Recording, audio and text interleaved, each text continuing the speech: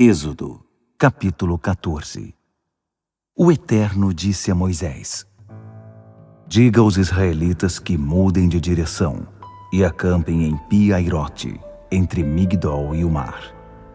Montem acampamento à beira-mar, em frente a Baal-Zefon. Assim, o faraó vai pensar: os israelitas se perderam e estão andando a esmo na imensidão do deserto. E mais uma vez, farei que o faraó fique obstinado e saia em perseguição dos israelitas. Meu plano é usar o faraó e seu exército para pôr minha glória em evidência. Assim, os egípcios vão entender de vez que eu sou o Eterno. Quando contaram ao rei do Egito que o povo havia ido embora, ele e os membros da corte mudaram de ideia, dizendo: o que foi que fizemos? Libertamos Israel, nossa mão de obra escrava. Mais que depressa o faraó mandou preparar suas carruagens e reuniu o exército. Aparelhou 600 de suas melhores carruagens, mais o restante das carruagens egípcias e seus respectivos condutores. O Eterno induziu o rei do Egito a ficar outra vez obstinado e disposto a perseguir os israelitas, que haviam dado as costas para ele e ido embora sem olhar para trás. Os egípcios saíram em perseguição a eles e os alcançaram no acampamento à beira-mar. Todas as carruagens do faraó, com seus cavalos e condutores, e todos os seus soldados de infantaria, se posicionaram em Pi-Hairote, em frente a Baal-Zefon. Foi então que os israelitas avistaram o exército do faraó, os egípcios, indo atrás deles. O medo tomou conta deles. Aterrorizados, clamaram ao Eterno e disseram a Moisés: será que não havia cemitérios suficientes no Egito, e por isso você nos trouxe para morrer no deserto? Para que você nos tirou do Egito?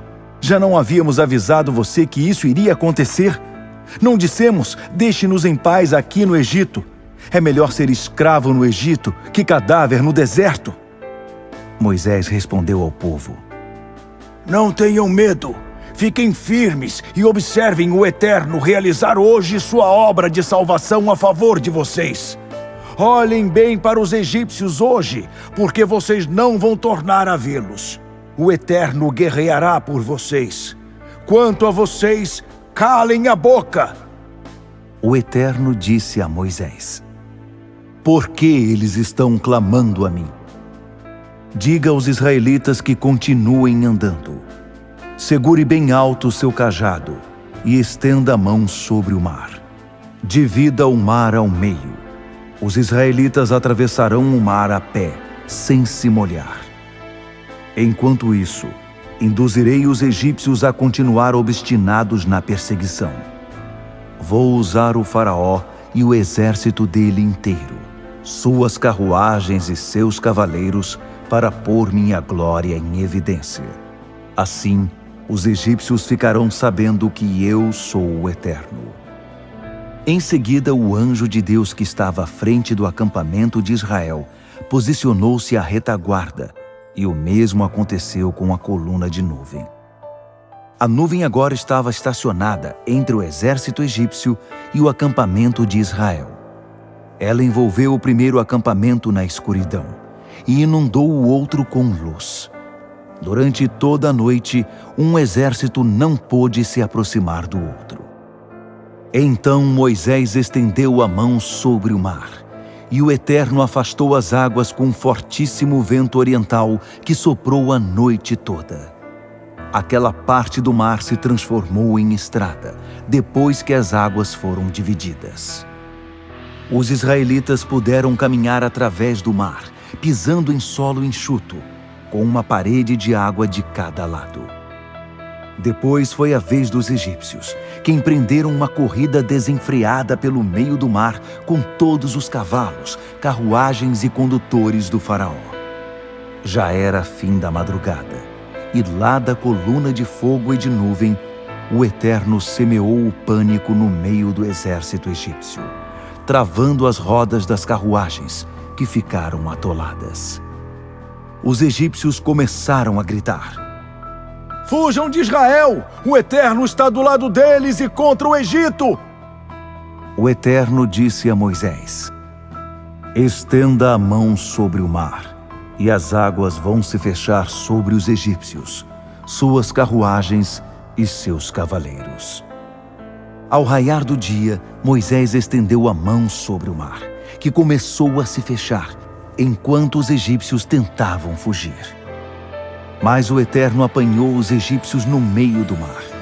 As águas voltaram e cobriram as carruagens e os condutores do exército do faraó, que haviam perseguido Israel até o mar. Ninguém sobreviveu. Mas os israelitas atravessaram pelo meio do mar sobre solo seco, entre duas paredes de água, uma à esquerda e outra à direita. Naquele dia, o Eterno libertou Israel em definitivo da opressão dos egípcios. Israel olhou para os egípcios mortos sobre a areia da praia e percebeu como era grande o poder do Eterno. Ao ver o que ele havia feito com os egípcios, o povo temeu o Eterno e passou a confiar nele e em seu servo Moisés.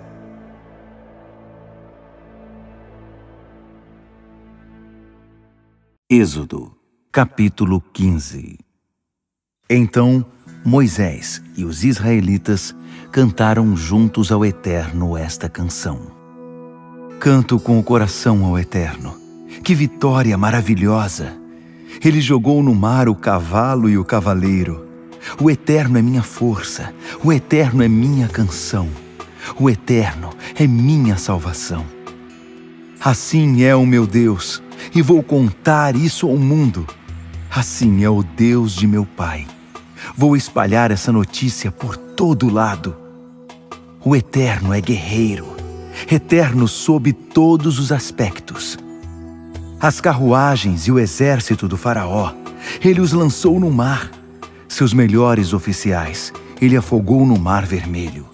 As águas agitadas do oceano os cobriram, afundaram como uma pedra no fundo do mar. Eterno, sua mão direita é forte e irradia poder. Sua forte mão direita esmaga o inimigo. Em sua poderosa majestade, ele despedaça seus inimigos arrogantes. Descarrega a chama do seu furor e os consome como capim seco. Ao sopro das suas narinas, as águas se ajuntaram. Águas revoltas ficaram represadas. Águas profundas viraram um atoleiro. O inimigo disse: eu os perseguirei e vou acabar com eles. Vou tomar o que é deles e assim me saciar. Puxarei minha espada e minha mão os deixará desnorteados. Mas sopraste com toda a força e o mar os encobriu. Eles afundaram feito chumbo nas águas imponentes. Quem se compara a ti entre os deuses, ó Eterno? Quem se compara a ti em poder, em santa majestade, em louvores que suscitam temor, ó Deus que operas maravilhas? Estendeste a mão direita e a terra os engoliu, mas o povo que redimiste foi conduzido com amor e por misericórdia. Sob tua proteção foi guiado às tuas santas pastagens. Os povos se assustaram ao saber da notícia. Os filisteus se contorceram e tremeram. Até os chefes de Edom se abalaram, e também os poderosos de Moabe. Todos em Canaã entraram em pânico e esmoreceram. O pavor e o medo os deixaram desnorteados. Com um movimento do teu braço direito, tu os deixaste paralisados como pedras, enquanto teu povo atravessava o mar, ó Eterno, até que o povo que formaste tivesse atravessado. Tu o trouxeste e o plantaste no monte da tua herança, no lugar em que habitas, no lugar que criaste, no teu santuário, Senhor, que estabeleceste com as próprias mãos. Que o Eterno reine para sempre e por toda a eternidade. Os cavalos, as carruagens e os cavaleiros do faraó entraram no mar, e o Eterno fez as águas se voltarem contra eles. Mas os israelitas atravessaram o mar a pé, sem se molhar. Miriam, profetisa e irmã de Arão, pegou um tamborim e todas as mulheres a acompanharam, dançando com tamborins. Miriam dirigia o cântico que dizia: Cantem ao Eterno, que vitória maravilhosa! Ele jogou no mar cavalo e cavaleiro. Moisés conduziu Israel desde o Mar Vermelho até o deserto de Sur. Eles viajaram 3 dias pelo deserto e não encontraram água. Chegaram a Mara, mas não havia condições de beber a água que havia ali, porque era amarga. Por isso deram ao lugar o nome Mara, amarga. E o povo foi reclamar com Moisés. O que vamos beber? Moisés clamou ao Eterno, e ele mostrou um pedaço de madeira. Moisés jogou-o na água, e ela se transformou em água doce. Foi nesse lugar que o Eterno fixou normas e regras, e foi ali que começou a pôr Israel à prova. O Eterno disse: Se vocês forem obedientes e atentarem para o Eterno, que os ensinará como viver em sua presença, obedecendo aos seus mandamentos e guardando suas leis, então não atingirei vocês com as doenças que enviei sobre os egípcios. Eu sou o Eterno, aquele que cura vocês.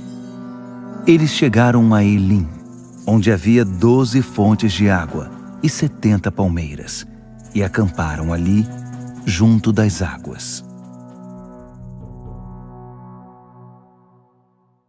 Êxodo, capítulo 16. No dia 15 do 2º mês após a saída do Egito, toda a comunidade de Israel saiu de Elim e foi para o deserto de Sim, que está entre Elim e o Sinai. E toda a comunidade de Israel foi reclamar com Moisés e Arão no deserto. Por que o Eterno não nos deixou morrer em paz no Egito, onde tínhamos ensopado de carneiro e pão à vontade? Você nos trouxe a este deserto para matar de fome toda a comunidade de Israel. O Eterno disse a Moisés: Vou fazer chover pão do céu. O povo deverá juntar o suficiente para um dia. Eu os porei à prova para ver se vivem ou não de acordo com minhas instruções. No 6º dia, quando forem preparar o que recolheram, terão o dobro da quantidade diária. Moisés e Arão disseram ao povo de Israel: Esta noite vocês saberão que foi o Eterno quem tirou vocês do Egito, e de manhã verão a glória do Eterno. Ele ouviu suas reclamações contra ele. Saibam que vocês não reclamaram de nós, mas do Eterno. Ele acrescentou: O Eterno dará a vocês carne para comerem de noite e pão pela manhã, pois ele ouviu quando vocês reclamaram dele. Quem somos nós? Vocês não reclamaram de nós, mas do Eterno. Moisés deu a seguinte instrução a Arão: Diga a toda a comunidade de Israel: aproximem-se do Eterno. Ele ouviu as suas reclamações. Quando Arão deu as instruções a toda a comunidade de Israel, eles voltaram os olhos na direção do deserto. E ali estava a glória de Deus, visível na nuvem. O Eterno disse a Moisés: Ouvi as reclamações dos israelitas.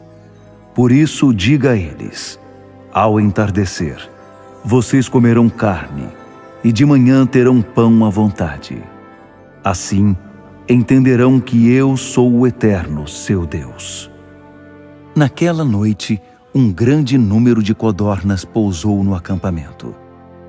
Na manhã seguinte havia uma camada de orvalho no terreno em volta.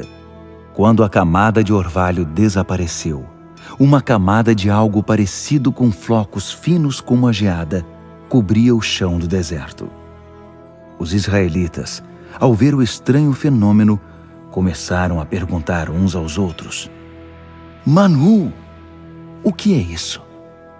Eles não tinham a menor ideia do que era aquilo.